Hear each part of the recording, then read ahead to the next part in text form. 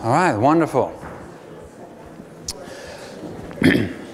So, I had just been informing my friends on my team, my virtual team on Slack, the tool that we use, that I was sort of happy to be back in a little small room again, because it's all nice and cozy. And the laughs are usually bigger in small rooms.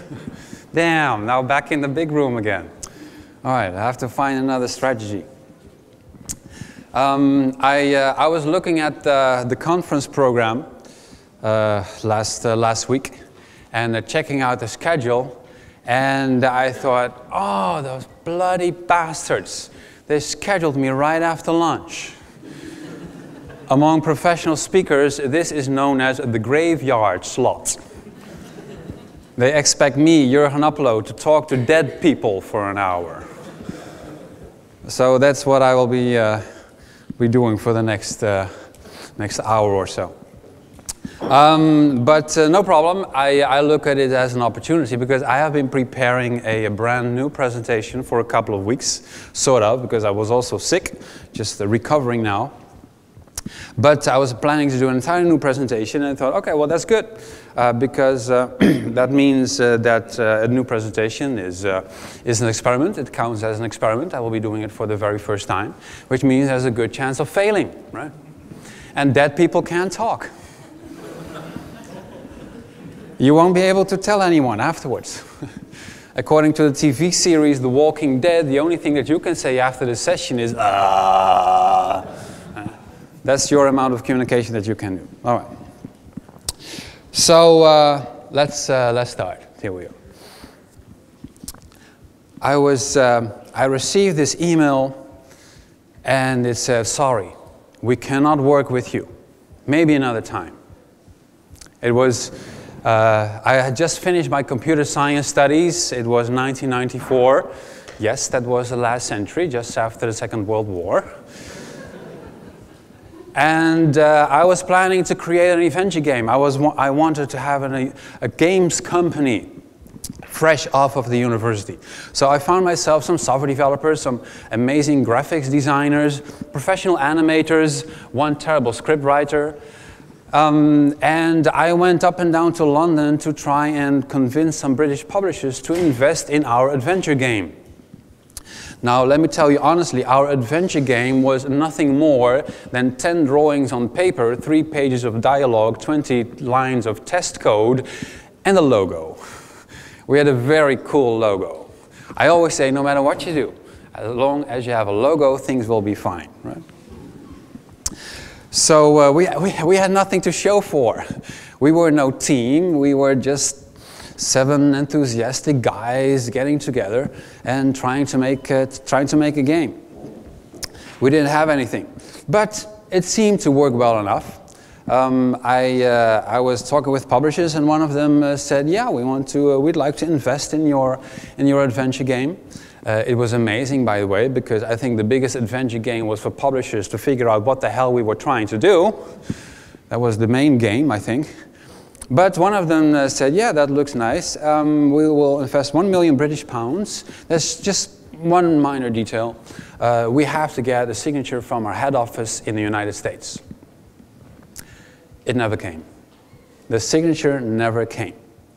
And the only thing I got was this email message after a while that said, "Sorry, no, it turns out we cannot work with you after all." And everything fell apart. All my hopes and dreams, had been working on this for 2 years, and a lot of money went down the drain. In hindsight, I think we were lucky. We were lucky. It would have been a disaster. It would have been a ticket to hell, I'm quite sure. We had no experience whatsoever. We'd never made a game before. We were so incompetent, we weren't even able to get the ticket to hell. I'm very glad about that, actually. But I learned something. I had been managing everything at that time, that whole project, but I think I forgot about one thing, and that was managing myself. And I will tell you more about that in a moment. First, another story. A couple of years later. It was the end of the 90s. My internet provider contacted me to to tell me that my website that I had with them was so popular, it had the traffic going up, that it went through the monthly bandwidth limit. And actually they gave me a compliment because they said this was the first website to do so that was not about porn. I was very proud of that. I had just a very simple website. It was just HTML page with 100 most popular games in the world based on votes from visitors. That was all it did. And people seemed to like that. So I made some good money at that time. That was before then the upward swing of the internet bubble, with advertising and sponsorship, etc. And then I thought, I have to turn this into an internet startup. Obviously, everyone was doing that around me. I have to make this an internet startup. So I did. And I wrote a business plan. I wrote a business plan. It looked fabulous. The plan said that the revenues would be going up, the profits would be going up, number of employees would be going up, my ego would be going up. Everything was going up. It looked marvelous. It was amazing. I won an award for that plan. I'm not kidding. They named me Entrepreneur of the Year in 1999 in the Netherlands for a plan full of imaginary diagrams. Isn't that amazing? I now call it my first work of fiction. I got an award for my first work of fiction. They should have named me Fantasy Writer of the Year. The only thing missing from that document was 3 dragons. But anyways, and I learned, nowadays I know of course that those business plans are usual. Do not write a business plan, right? The biggest waste of your time is trying to outsmart the future. You can't. But I had to learn that along the way. The business plan worked for me because some informal investors said that they wanted to invest 1 million euros into my little company, and that actually happened. And then I hired 6 people, employees, and we started working really hard on our little internet startup. And for a year or so, a little bit more, we were very, very successful at spending all that money till the last euro. We never found any customers, sadly. Because just after we started, the whole internet bubble burst and everything fell apart, and our revenues from advertising and sponsorship, it all dried up, and we were unable to find any alternative sources of income. So that was pretty bad.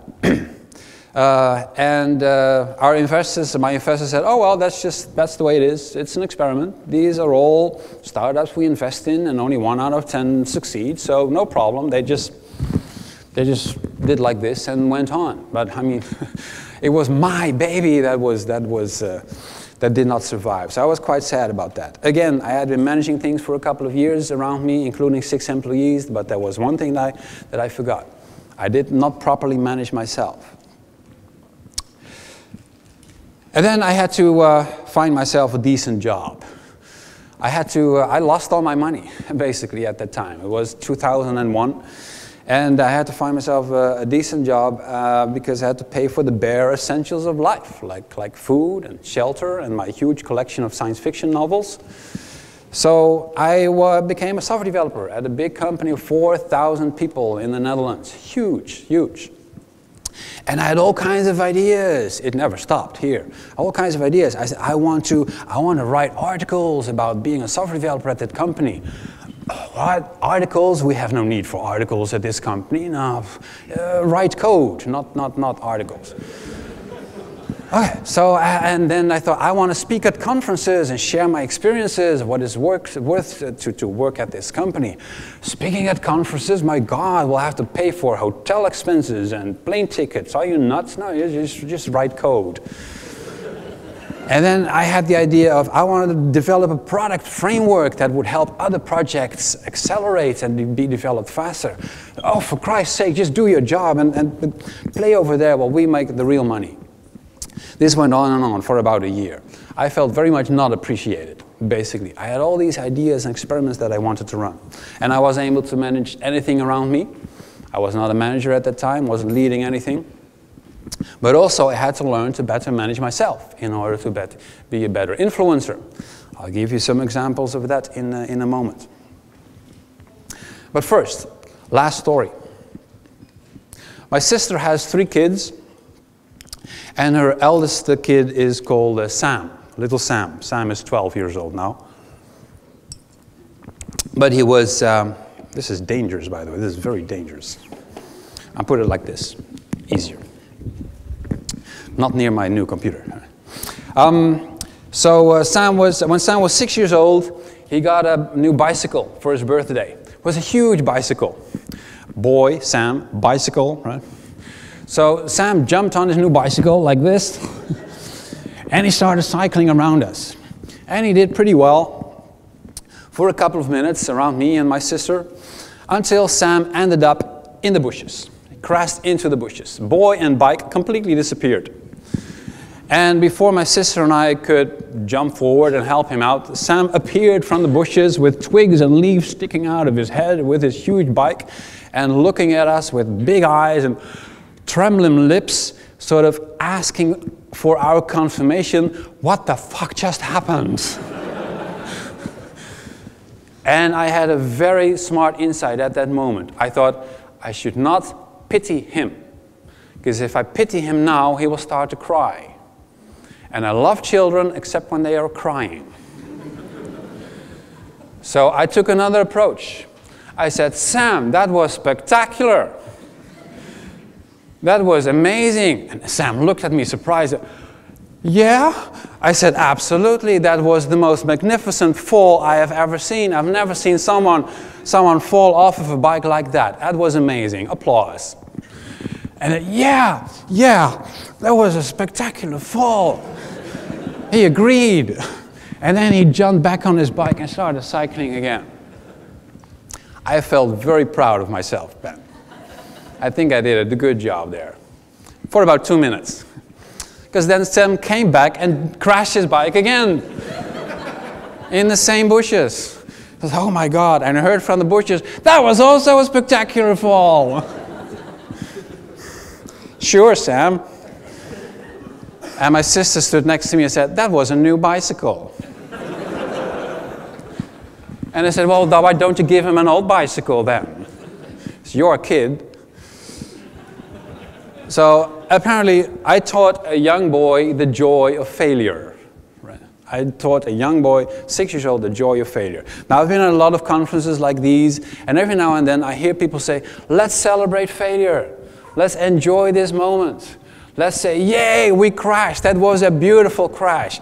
How many of you say, yeah, sometimes, every now and then, we should celebrate failure. We did a good job. That was a spectacular blunder. Yeah. How many of you? Hands up. Hands up. 1, 2, 3, 4, 5. All right. Oh, well, that's usually more hands go up, but I see a couple of hands go up. Yeah. Oh, they're almost too shy to admit. And other people say, no, you should celebrate success when things are going well. Not crashing your bike in the bushes, no, winning the race. That's what you should celebrate. How many people you agree there? More people, more hands go up. Yeah, more hands go up. Most of you do not speak English, apparently.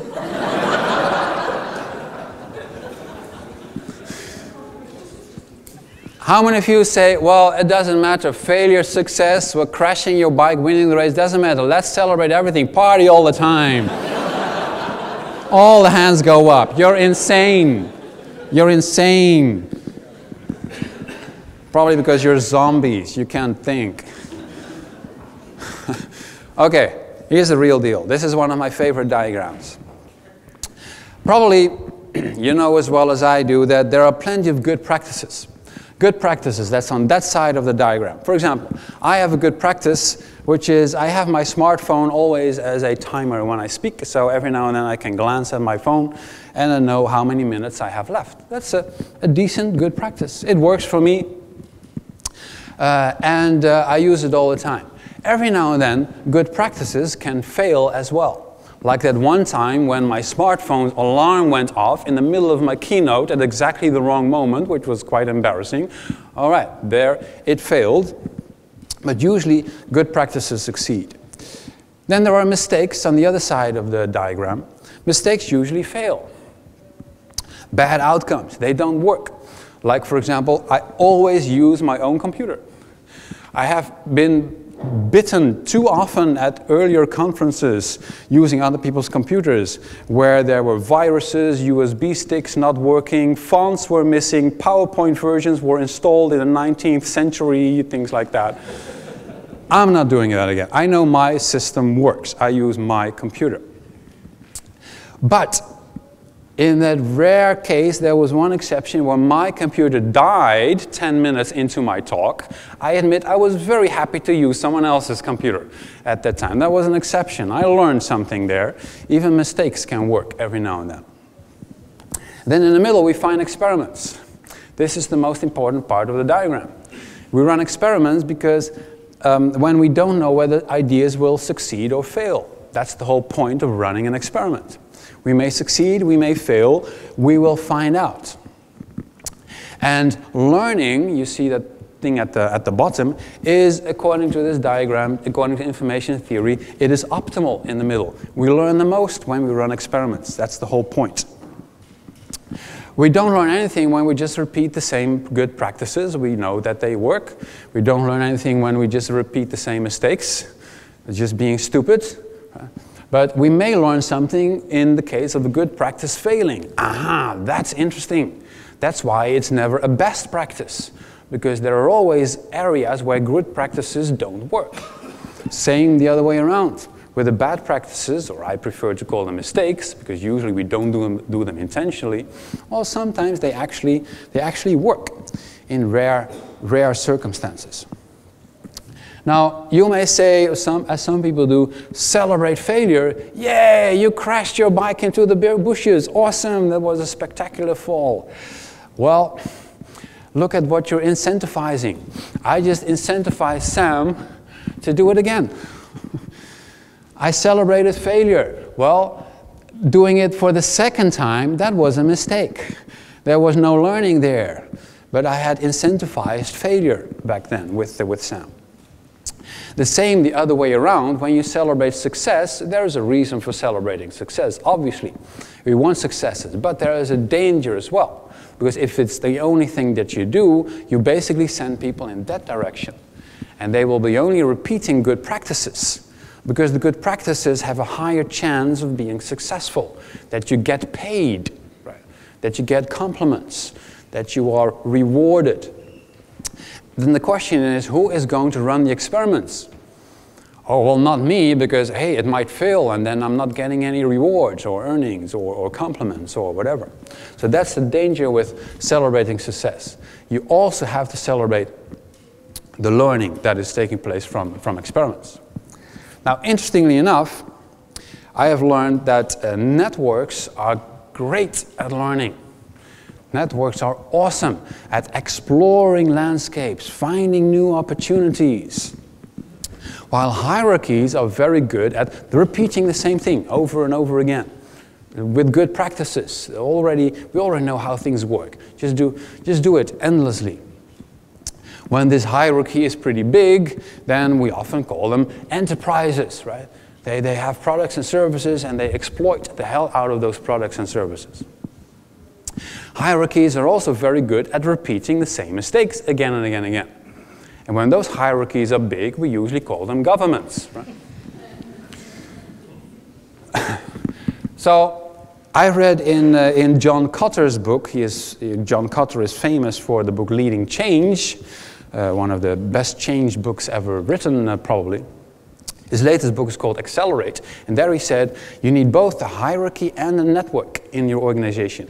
The informal network is there to explore new ideas, invent new things. That's what the hierarchy, the network is about. Like, this was the first iPhone invented by a small network of very, very smart people. But then when they proved that it worked, that there was a market for it, and the hierarchy produced the other 700 million of that same thing. It's just exploiting that opportunity, driving costs down and profits up. No invention anymore. You need a bit of both. That makes a lot of sense to me. And sure, by all means, celebrate success if you also celebrate the middle part, which is learning. Learning that has to take place. By the way, this is a great visualization tool, I think, for retrospectives. I do this at the end of workshops. When I do a workshop, at the end of the day, I draw this diagram and I have people discuss, so what worked, what didn't work, what did you identify as a mistake or as a good practice, and what are the experiments that we should be running. And then I tell them, usually I run an experiment and I tell them which experiment I ran that day, and I ask them, was it a success or not? If it's a success, it goes in that direction. If it's a failure, it goes in that direction. We'll not do it again. So it's a great retrospective tool also for teams, I believe. All right, one more sip of my water. So I have been managing badly, particularly managing myself badly in the past. And we're now fast forwarding about 15 years to the future. I will skip everything that I did in the middle, how I became a somewhat better manager, and I'll focus on the last couple of months, last half year or so. I have been growing a little company called Happy Melly. And the company, the name of the company is based on this billboard. It is from my hometown, Rotterdam in the Netherlands. It's a huge billboard. It is meters wide, and it's actually a work of art. It's been there for 25 years in that street in Rotterdam. It only says, Melly Sham hates her job. That's it. Melly Sham hates her job. Melly has been hating her job for 25 years. And every time I come back there, I think, Melly, for God's sake, quit. Go somewhere else. Do something about it. Just don't sit there staring at the camera, smiling and hating your job. I mean, for God's sake, manage yourself a little bit. But there are many people who hate their jobs. I know that. And that is something that I find important. That gives me a cause, something to work towards. The last company I worked for, the company that I worked for 7 years, Chief Information Officer I was at that company. I did a lot of things, I learned a lot of things, but there was one thing missing in that company, and that was the purpose. We made e-commerce websites, one after the other, and I had no idea why. Why were we making one website after the other? I didn't know. Well, there was a mission statement somewhere, I knew that. There was a goal somewhere on a slide deck, somewhere on the file server. I recognized that from another workshop that I did with a German company. I asked them, there were 25 people in the room, and I said, what is the purpose of your company? It was very silent. Very silent. And then someone said, I think Peter has a mission statement in his slide deck this morning. Aha, interesting. So let me tell you something. Your corporate goal is not, your corporate goal on a slide deck somewhere in the file system is not a mission statement, right? It's a mystery statement. Nobody knows what it is. That's what it is. It's a mystery statement. It baffles everyone. What the hell are we trying to do here? I had that same with that company. I enjoyed my job for 7 years, but we did not have a purpose that united everyone. So with my new company, Happy Melly, we do have a purpose. We do have a purpose. Oh, let's see if the video plays. Well, I'm not playing sound, but just let's see if the video plays. Is it playing? No, it's not playing. No, it's not playing. Fuck. Hooray! Oh, failing! Yay, failing! Yay! Oh. Crashing into the bushes. Is it? I have no idea how this stupid thing works. Okay, we'll do it without the video, a bloody thing.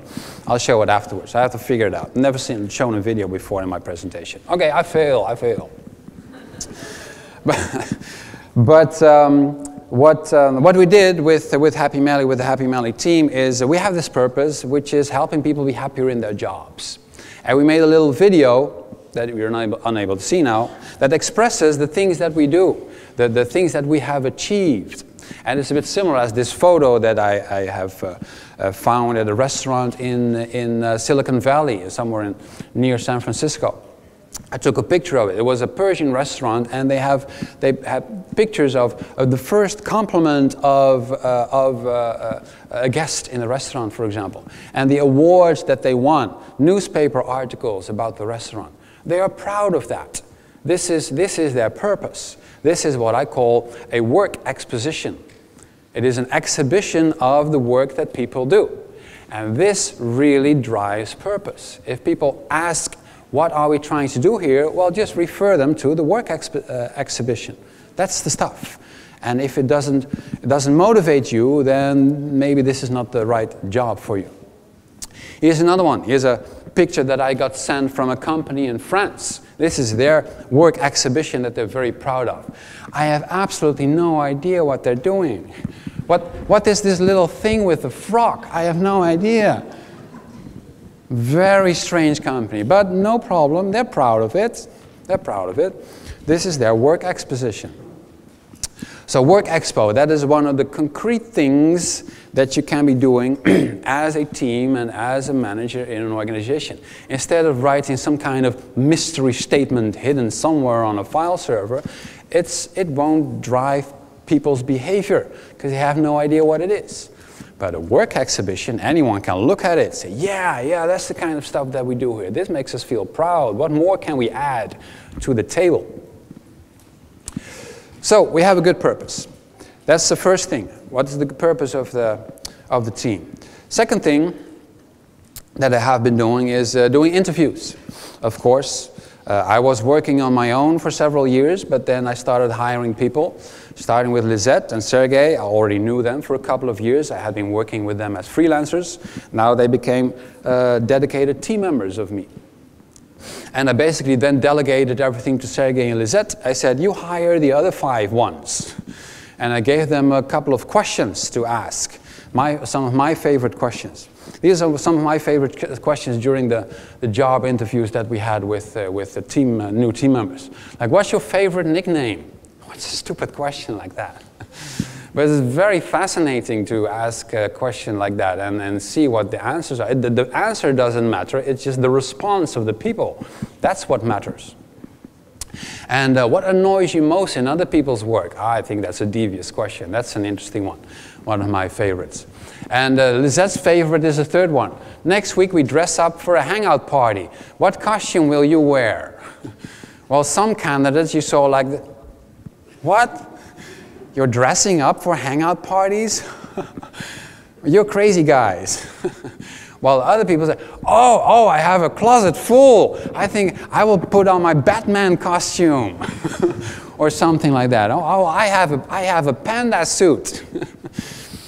Those were the interesting people to work with, I noticed. I said, oh, this is a cool team to work with. What a silly questions.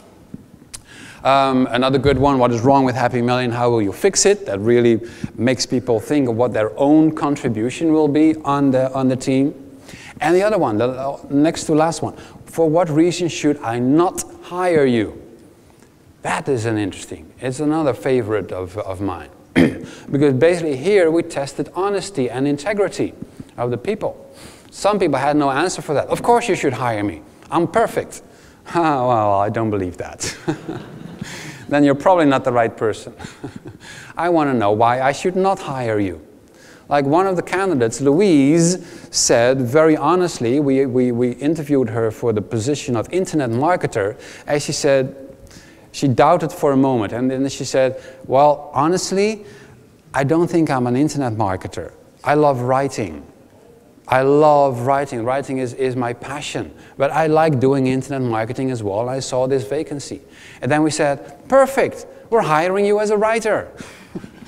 And we gave the internet marketing job to someone else. But we wanted a writer as well. It was just not on the top of our list yet. But okay, well, we found our writer, welcome. Because we appreciated that honesty so much. And she's very much valued as a team member.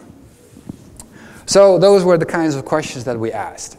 And I think it is important to hire for mindset nowadays, not so much for skill set, because we're moving into the creative economy. Skill sets change all the time. It's amazing the number of tools that I have to learn each month. It makes no sense really to test people at competence levels in certain areas. They will learn.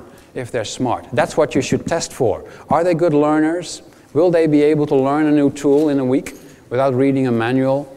That's secondary. Most important is, do they have the right mindset? Will they dress up as Barbara Streisand in the next costume party that we have online? That's a mindset question. So then we had team members, and the next thing we did was we scheduled our first hangout, and the only thing we did was we discussed personal maps. What is a personal map? It is simply a mind map of a person. Now you can do this in two ways. In my book, my latest book, Workout, I suggested that you create mind maps of other people so that you become aware of how little actually you know about your team members. The whiteness of the page will be staring at you accusingly. Is that all you know? You don't even know the name of their spouse? How embarrassing. But the other way is to see this as a team building exercise. At the start of a new team or start of a day, as I do in my workshops, people draw their own personal maps and then they put them on the walls and then we discuss them. Well, we had a virtual meeting, so we put them all in the same file folder. There's one requirement: you cannot discuss your own map. You cannot do a presentation of yourself. That's boring, right? You just put your map out there, then other people will start asking questions. So this was the very simple map of Hannu. Hannu is from Finland, which is why there's very, very little information about this, on this map, because people from Finland are very silent people. I respect that. They don't talk that much. And with Hannu, it's exactly the same thing. I love him for it. Typical Finn guy. But he has a family, baby girl, and his girlfriend, Maya. Hobbies, scuba diving. Oh, that's interesting. Surfing, jogging. He wants to live a happy life. Well, that's why we hired him, of course. That's one of his passions. And location independence. That is very, very important for him, to be able to work all over the world. His goal, his dream is to be able to live and work in Bali and do surfing during the day and some work in the evenings. That's his perfect work life. So we hired him as our web developer. We had lots of questions about this map, particularly about the empty areas there that were still not filled in. Here are some more from my workshops. This is Pia Maria, a facilitator that I have been working with in the past. People taking pictures of the personal maps on the walls is a very popular exercise. And the nice thing is people can see connections between the maps.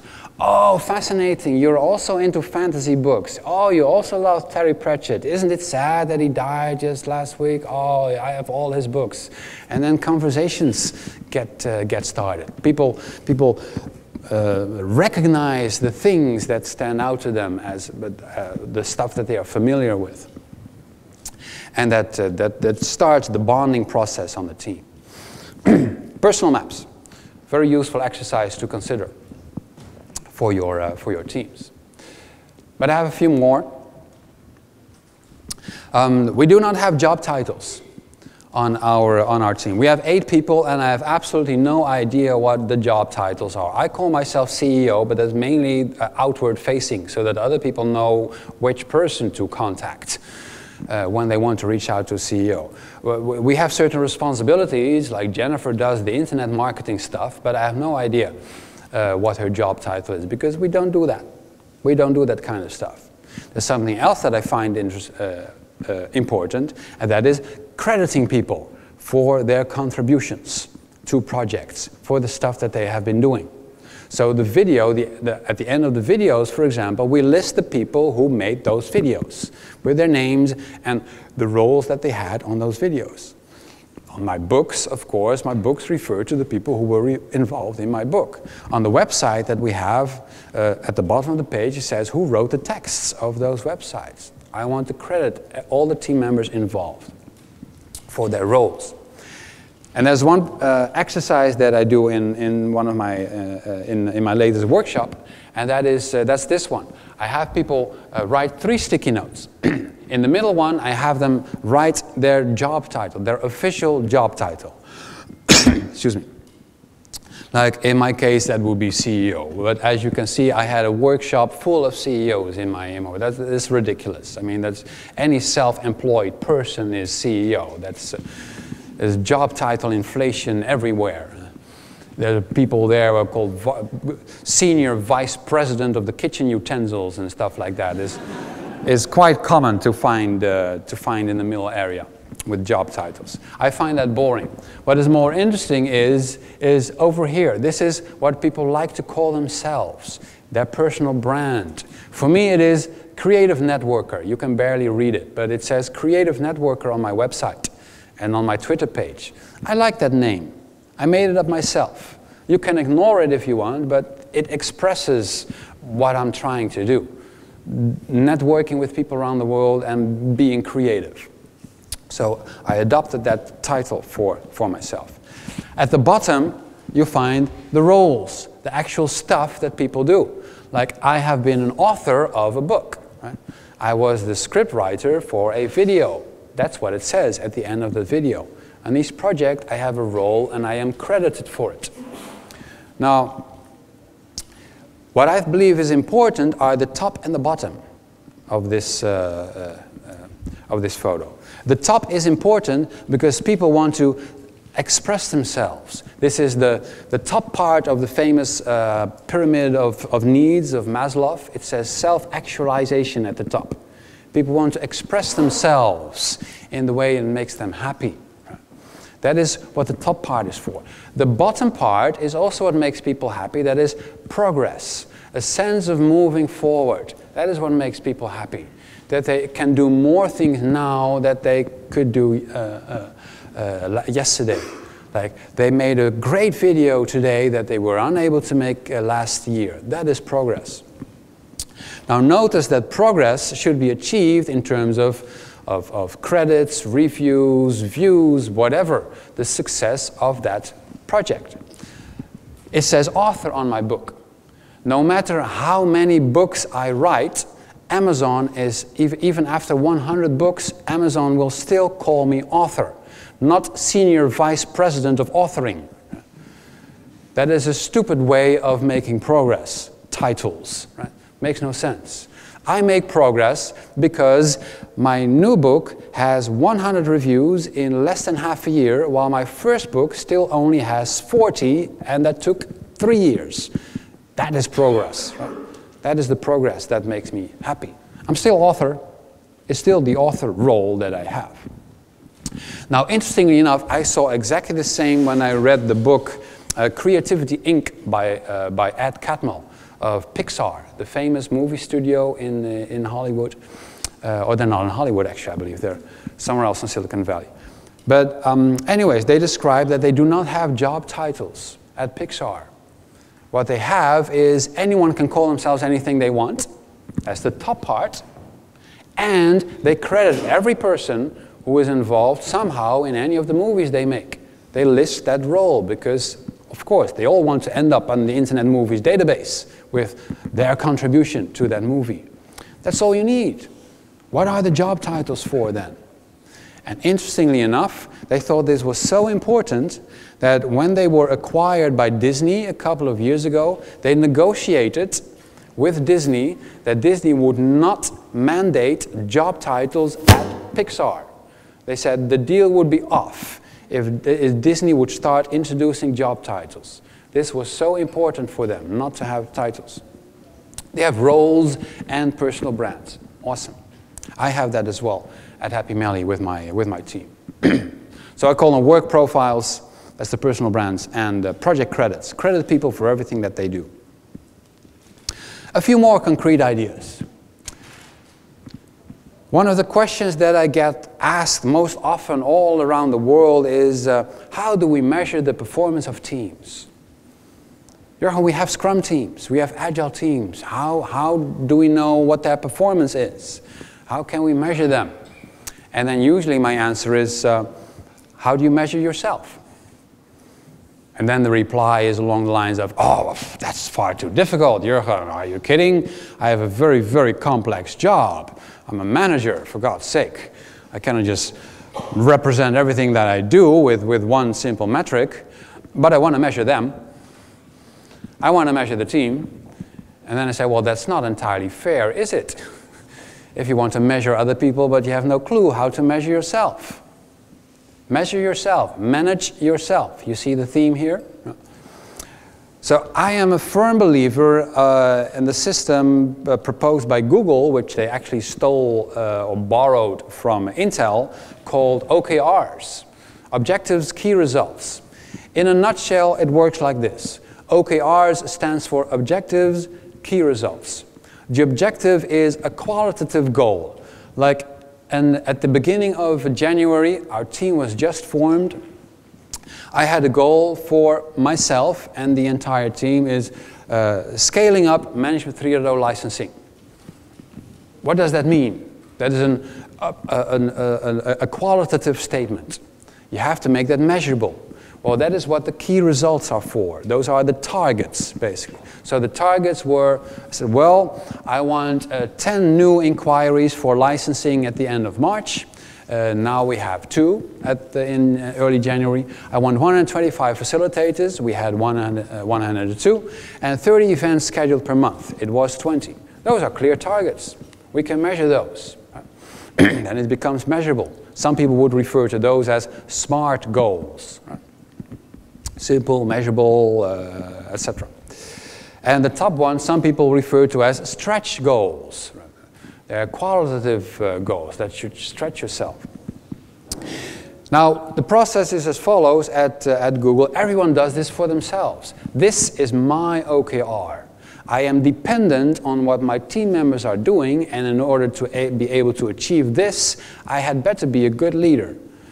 But I am not imposing an OKR on anyone else. No, the constraint that I have is I required that all my team members came up with their own OKRs. I said, Jennifer, Sergey, Lizette, Hanu, what are you going to do these couple of months? What will be your objective, and how are you going to measure yourself? And at the end of this month, we're nearly at the end of the first quarter, we're going to report. And we can succeed, we can fail, it is all fine. Nobody will be punished, but we will learn. It will be an experiment. We will be sharing how we made progress or not, and what we learned from it, so that we do better next time. So everyone is measuring themselves. That is the beauty of OKRs. And at Google they do the same thing, only with tens of thousands of people. Everything is on the internet. Everyone can look up each other's OKRs and help each other out. But there's one thing that is important, is there is no direct connection between OKRs and rewards. That would be stupid. That would be stupid. So I'll show you one that I finished last year. It was a private one, private OKR, about being a runner. I've been running since spring last year, and I started off badly. It was terrible. I had pain everywhere in muscles I didn't even know existed. So I said, I want to be a healthy runner. That was the third quarter, I believe, of last year. What does it mean to be a healthy runner? Well, I thought by myself that should mean I should be able to run 75 kilometers per week, I thought, and run 10K per day, average running time 55 minutes, and no pain anywhere. That's important. I can measure that easily because I will know. And then at the end of the quarter, I started doing the self-assessment. And these were the results. Actually, 75 kilometers, that was way too ambitious. That was ridiculous. I didn't know. But I was able to do 50 kilometers per week. Still good enough, I suppose, still good. That meant a 44% increase. That was my score on that target. The second one, 10K per day, yeah, sure, no problem. I did that. 55 minutes, I did a race at the end of the third quarter, and it was 54 minutes and 25 seconds. Yes! I had that one too, 100%. The last one, to be honest, my left knee was slightly troubling me and giving me signals. Jurgen, ease down, or else I'm going to punish you. It was not painful yet, but it was giving me signals. So I did an honest self-assessment, and I thought 75 on that one. It's like this. It's not science. I'm not trying to cheat anyone. I'm not trying to game the system. I am the system. Why should I cheat on myself? The average is 80%. That's the score of this particular OKR. And at Google they say, well, that's okay. That's okay. You know what the optimum is? It's not 100. It's between 60 and 70. That's a good score. Because if you have a high score of 90 or 100%, then probably you weren't aiming high enough, they say at Google. Next time, try harder. It's a stretch goal. You should not achieve 100%. That's the idea. If it's less than 50, yay, you failed. You crashed into the bushes. Learn. What happened? I know some of my OKRs for this quarter, I will have like 0%. It's no problem, as long as I do a self-assessment and learn from it. I call it the metrics ecosystem in my book, because this is, I believe, what is the beauty of OKRs and similar systems, is that they are ecosystems of measurements. I have been reading a book about measurements, performance measurement in organizations. It was very interesting. I agreed with everything up to chapter 6, and then chapter 7 said, and now we pull everything together into a hierarchical measurement framework. And I thought, oh my God, no, there we go again. Why should it be a hierarchical measurement framework? Why not a network? We just saw it earlier. That's how people learn, in networks. So make it an ecosystem of metrics. Everyone is measuring everything. Compare it with athletes of some sports federation. Do they have a hierarchical management performance metric framework? No. All those athletes measure themselves with coaches, and they share their metrics, and they help each other out, measuring better, performing better, but they're all responsible for their own targets. That's what professional athletes do, and I believe professional creative workers should be doing the same. Okay, almost there. I'm sure some of you are familiar with the concept of values. Does anyone have a value list at their organization, number of bullet points with values? Yep, good number of cases here. Yep, all right, good. Well, it's a good start. It's a good start. Do you remember what they are, the values? Do you remember what they are? Do you know what the values are? Can you list them off the top of your head? Human-centricity, I need to translate human-centricity, business focus, professionality, and trust. And trust. All right, good. 1 point. All right. Usually, many times people don't know what they are. I suffer from that all the time. Like the Scrum values. There are 5 values. I never know what they are. They are documented somewhere. I believe respect is on them or something. And I never know what the bullet list is. And it turns out, actually, human beings are not so good at working with bullet lists of values. The intent is good. Values are important. But the practice itself fails because humans are not so good at memorizing these shopping lists of values. We have to look them up all the time. Like with that mission statement, that's not working when it's hidden on a file server, right? So we have something else. At Happy Melly, I said we are using Slack as our communication tool. And one of the channels is called Value Stories. The purpose of that channel is just to share stories of what we believe expresses our values. A story just shared recently by Louise. It was actually not of her own team. No, it was Jennifer, sorry. It was not of her own team, but it was her husband. She said her husband was offered a bonus, which is nice, but he had to sign some forms and basically lie on those forms in order to get that bonus without that bonus being taxed. And she said he had a really big problem with that. Basically, he doesn't want to, because it means lying to the government in order that the bonus will not be taxed, making sure it somehow ends up in a different box in the tax system or something. And then you end up with more. And Jennifer shared that story, that how difficult, how morally, ethically difficult that kind of decision is. It was a lot of money they were talking about, but it meant lying. I don't know what the outcome is, but I really appreciate sharing a story like that. One story that I shared recently was one conference organizer really wanted me to speak at their conference, and I mentioned the fee, and they wanted to negotiate. And I said, oh, I don't do negotiation. I don't like negotiations. I'm bad at it, so I always draw the shortest end. I don't do that.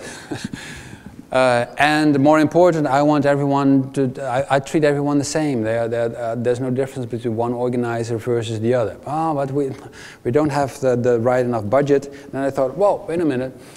This is the second or the third time I am at your event, so I can come up with a new rule. If I return to the same event, then that event gets a discount. Oh, good. That's good. So I offered them a discount, but then I went to other organizers as well, and I checked which of the other events am I returning to, because then they earn the same discount. Because that is, for me, integrity. It is honesty. It is fairness. I do not want one person to pay more than another person, or one event to pay more than another event, for no good reason other than negotiation skills. Now, you may be different, and that's fine, but for me, this is about values. Right? This is how I work. And this is the kind of stuff that we share on our Slack channel, value stories. Look what kind of decision I made today. And I made that decision because. And we love that channel, because they're very fascinating experiences that we share with each other. And whenever a new team member joins us, instead of looking up a value list and trying to remember them, that's not going to work. I will simply refer them to the Value Stories Slack channel. Just browse back for a couple of weeks and read those stories. And then you see what kind of team we are, what kind of decisions that we make. Apparently, integrity is something that is important for me, but also for Jennifer and her husband. So that is probably one that will end up on the value list. Value stories, another chapter in my book. A few more topics, and then I will shut up. We have, I'm not employing my team members. Actually, they're all entrepreneurs, freelancers, but they earn a fixed fee because we have a full pipeline of work and backlogs full of stuff. So it is as if I employ them, but they simply send me invoices. And then we have this salary formula. The salary is very, very simple. Everyone gets exactly the same amount. Everyone gets the same amount. We have been discussing for an hour or two how to distinguish location, Finland versus Spain, and experience levels and everything. And we couldn't agree. We didn't feel comfortable with any of those. The only thing that makes sense is number of hours, of course, the amount of work you do per week. Only we have our own interpretation of that. We decided on commitment levels. Like you choose commitment level 20, 40, 60, 80, or 100%. 100% means there's nothing else you're doing except Happy Melly stuff. And it's the only company that you will be invoicing. If you're invoicing other companies as well for other work, then it is maybe 60% commitment level. It works pretty well for us. I am now at commitment level 80%, but actually I will lower it next month to 60 because I want to spend a bit more time on my speaking, which is not Happy Melly related. So that works, but that's the only variable we have. We also discussed, as I said, what about Spain versus Finland? Because cost of living is higher in Finland versus Spain. And they have a salary formula at Buffer, social media company, maybe some of you know it, in New York. And in their salary formula, they say, well, those people living in Manhattan, they are paid somewhat more than the people living outside of Manhattan because the cost of living in Manhattan is higher. You pay more for your groceries, basically, and they compensate for that. And then we say, yeah, but what about Hanu and other people? Like, they live in Finland, but they would like to live in Bali. So what if he moves to Bali for a month? Do we lower his fee for 1 month? That doesn't make much sense. That's going to be very, very difficult with remote virtual workers. And then Sergey said something smart. He said, well, I read about GitHub, and at GitHub they have a salary formula basically that says everyone gets the same. No matter where you live in the world, whether it's San Francisco or Chicago or Detroit, whatever, you get the same amount. And that means that that amount of money is a decent amount when you live in San Francisco, but with that same amount of money you could live like a king in Detroit. But then you live in Detroit. You choose.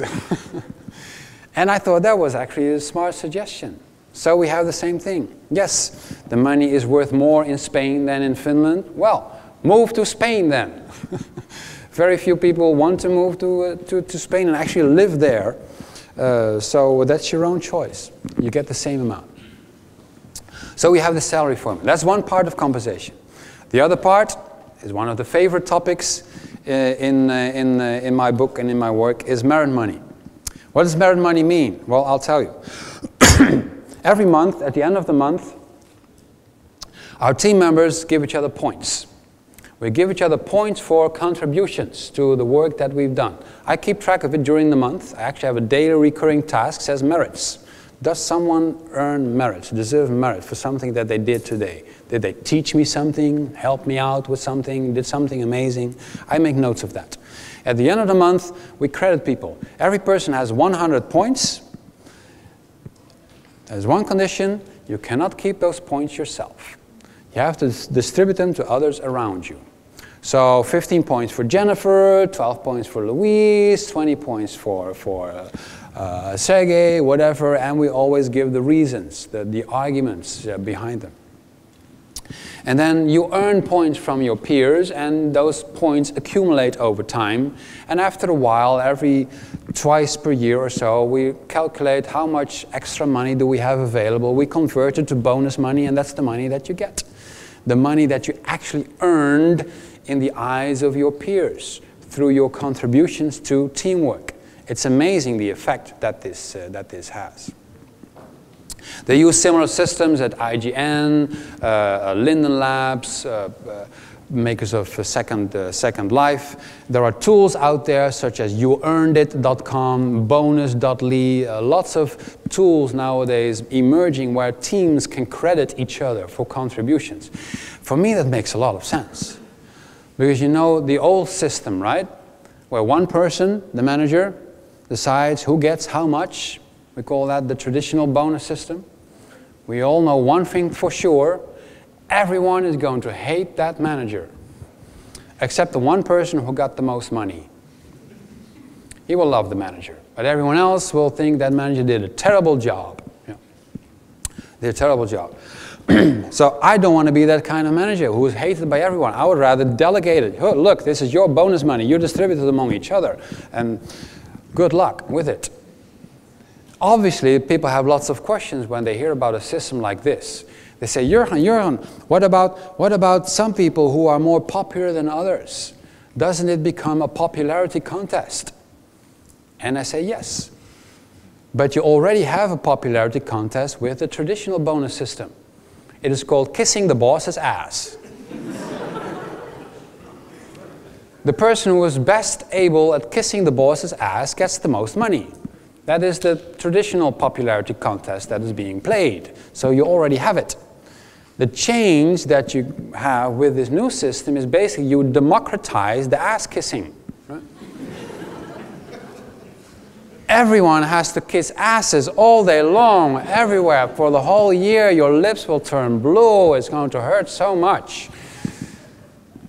Yes, it's a lot of work. Being influential. Operating in a social network. Is it perfect? Of course not. Moving from a dictatorship to a democracy is not an easy process. And yes, democracies suck. We all know that. There's just no other system that works better. So we'll have to solve the problems along the way with democracy and with meritocracy, which is basically what merit money refers to. So, those are a couple of the practices that I now apply with my new team. I fast-forwarded through the last 15 years. I told you some stories of how I started off badly, basically trying to manage everything except managing myself. But I think I've become much better at managing myself, measuring myself, inspiring myself, and that has a payoff. That has really a payoff to my fellow team members, I've noticed. I always say I'm not managing anything actually. I am just trying to do a good job, and hopefully it radiates to the others. And then I get such compliments as, oh, you're not actually such a bad CEO. You're the first one who doesn't suck. I really appreciated that, what Jennifer said. So, obviously, people have questions. When they see ideas like this, oh my God, how am I going to implement something like this? Well, I agree. Some ideas are more difficult than others. But you can always achieve something, I'm quite sure of it. You can always do something. I'll give you one example. That company where I worked for 7 years, I was required to do performance appraisals. This stupid annual performance appraisal process where you have to fill out forms about everyone on competence levels, 1 to 5, communication skill, whatever. I had to do that. It was required. So I had these forms, and the last time I did this, I invited my direct team members. I had 5 members, small team. I invited them for dinner at a restaurant. I printed the forms. We handed out the forms at the table during dinner, and we had a very adult, mature conversation with each other about performance, about each other.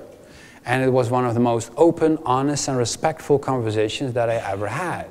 These were mature, adult human beings. We could have these discussions. And we were Dutch, so we have no problems talking honesty. We have no problems telling you, hey, you suck, but you're an okay guy. But your work sucks, actually. Yeah. But you're an okay guy. I love you. Yeah, but your work's terrible. Yeah. No, just kidding.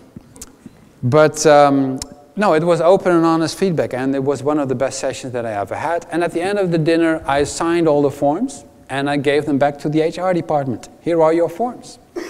So I did what was expected of me. I turned in the forms, and it had good data on it. But as Frank Sinatra would have said, I did it my way.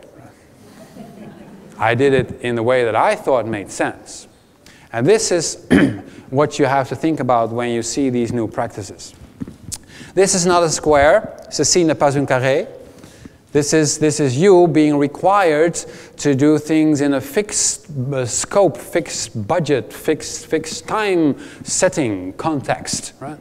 While you actually don't want to do that. But this is what the requirement, this is what the environment requires from you. This is the customer asking you to produce Gantt charts, but you don't want to, but you have to, because they want milestones and all that stuff. This is the HR department demanding performance appraisals and all these stupid forms once per year. And you don't want to do that, but you have to. You don't want to be that square. The environment wants you to be that square. You want to be like this. This is not a circle. Ceci n'est pas un cercle. This is you doing things in an agile way, in iterations with a backlog and continuous delivery. That's what you want to be doing. This is you working with burn down charts instead of Gantt charts.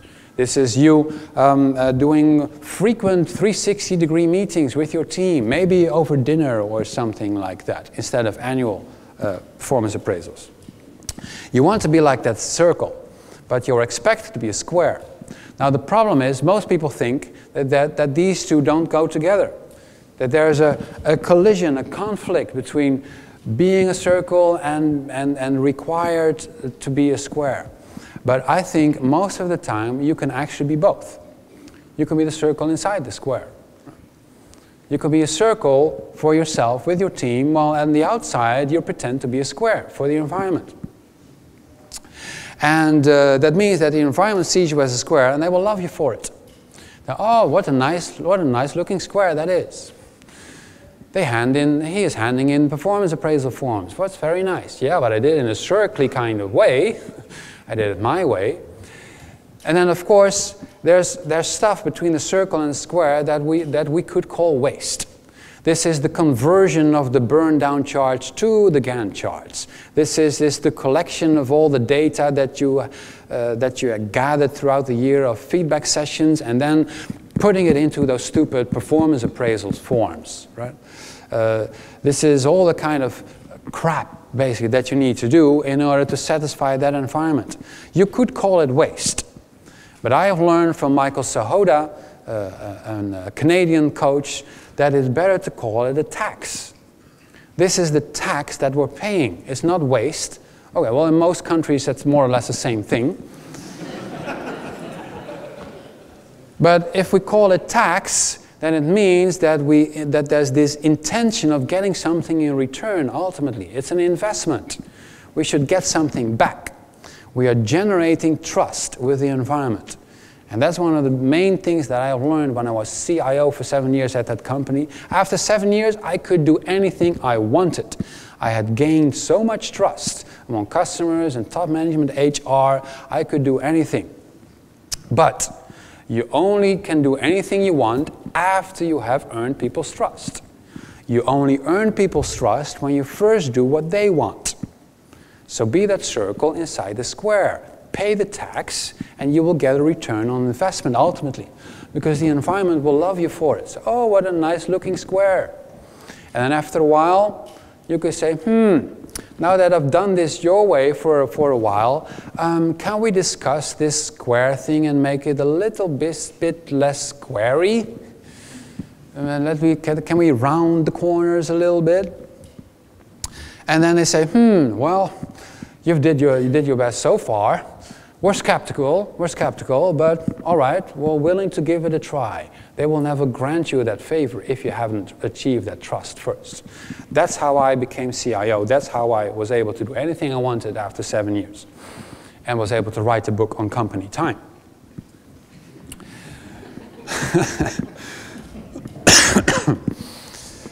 So, that's the end of it. All these stories, well, most of these practices, I mean, are in this book, Management Workout. It is the last one, and I actually have one. I have one copy here. I will show it to you. It is very heavy. Look, if you watch the Twitter stream, someone today will get this book, but you will have to watch the Twitter stream, right? I have no idea how I'm going to give this book to someone in the audience, but I will find a way, and it will be on the Twitter stream. So better pay attention. It's a very heavy book. It's very colorful. There's a free version available. You can download it and just read it, all, including the beautiful designs. It is all downloadable. But I made it very, very heavy, because if everything fails, if nothing succeeds, all your experiments fail, then the least thing you can do is throw it at people. Right? That will have an impact, I'm quite sure. It's 1 kilogram. So thank you very much for listening. All the articles are out there. Everything is available for free. And if you want to know where to get the book, just follow this URL, m30.me/Jurgen Appelo, and you'll find all my links and my social profiles and whatever. Thanks for listening, and have a lot of fun.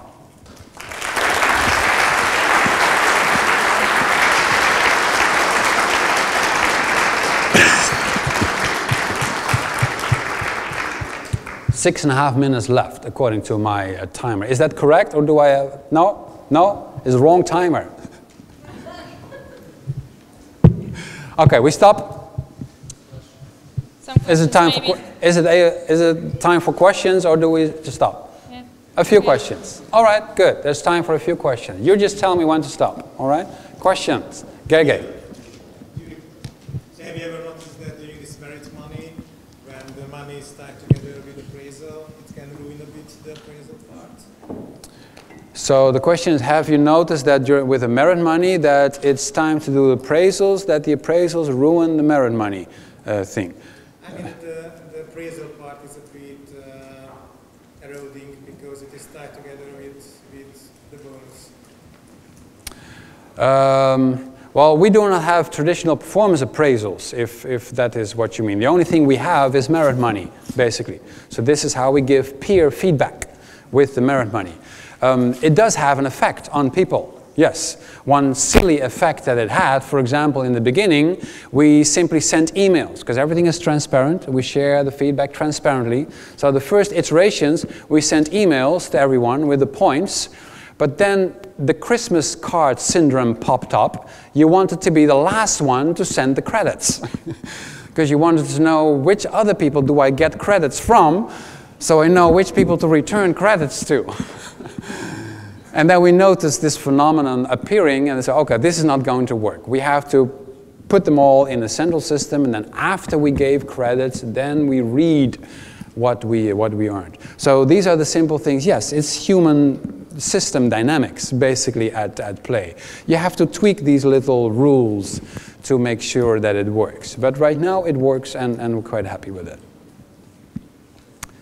Thanks for your question. Other question? Anyone else? 2 questions. Yes, go ahead. Is the merit money connected to the rewarding system? You mentioned previously that I'm not sure. So do you connect the merit money to the rewarding system, or what is the result with the merit money? What the result? There are lots of different ways of doing this. I know teams have implemented without any rewards because simply the crediting and the positive feedback is already worth a lot. Right? We add bonus to it because I want the money that is earned by the team to actually be distributed to team members in a way that the team thinks it is fair.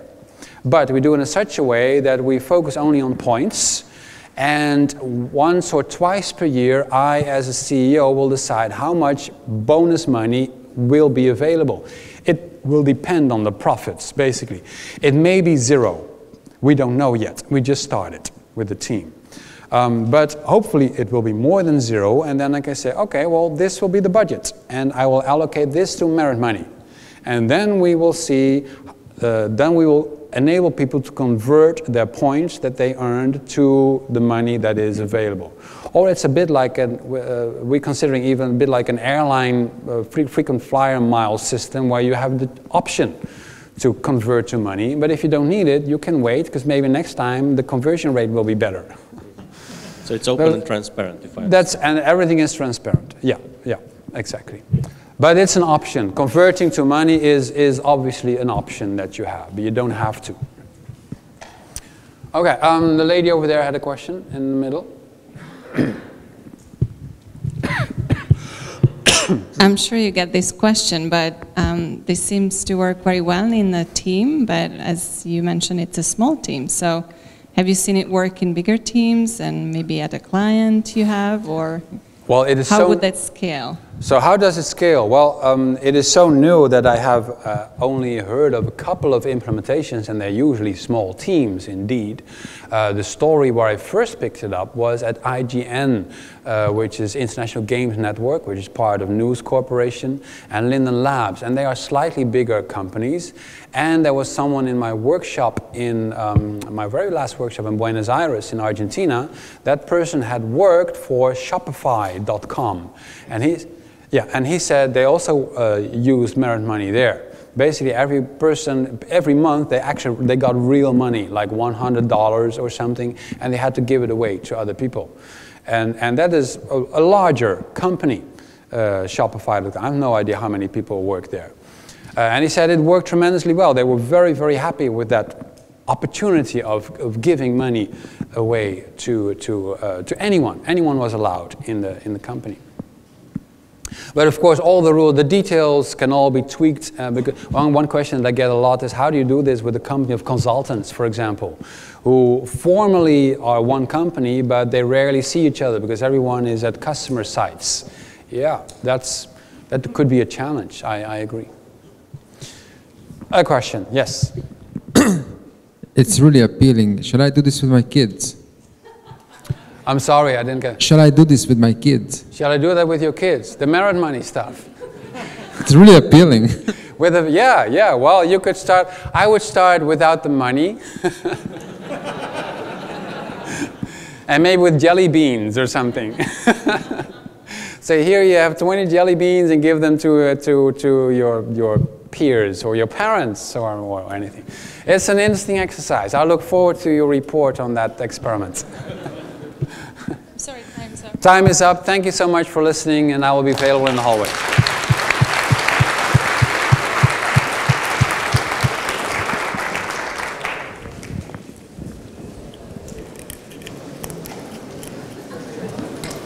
I was talking yesterday with a lady